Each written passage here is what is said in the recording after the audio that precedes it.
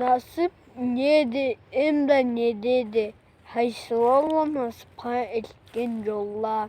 Degen sorunu sorurga, bardım nığışta kartlaga.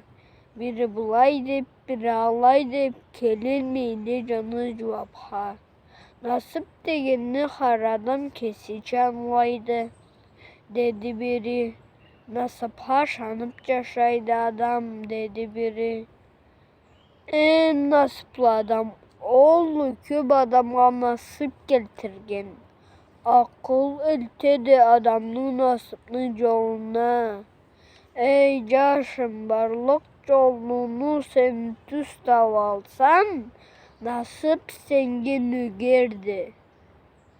Yüregin taza bolsa, nasiplısa sen. Anasıba taza yürekке sabırlık beredi.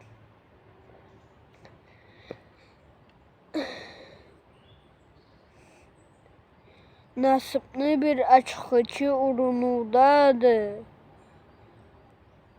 Ey körebilsek biz tabiatını seyirligini kudretin, dep ahsındı biri de. Allah'ını bergenine razı bolup yaşagan nasiplıdı. Kesimde kesimi tabalsam, bolmaz menden nasipli. Nasipli bir butağı üdegindeydi. Yüreknin baylığındadı nasipli mağanası. Bek nasipli sen bu yaşavda, akılla estabilgeni isele. Nasip bolsa seni ömrün yaralı öter. Allah bergen Kur'an'dadır canı stücol adamga.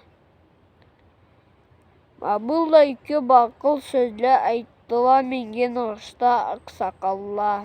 İnşallah men aladan kesmeye oyun etip, nasipten ülüş alırma. Allah canınız bir yol bergen de Allah.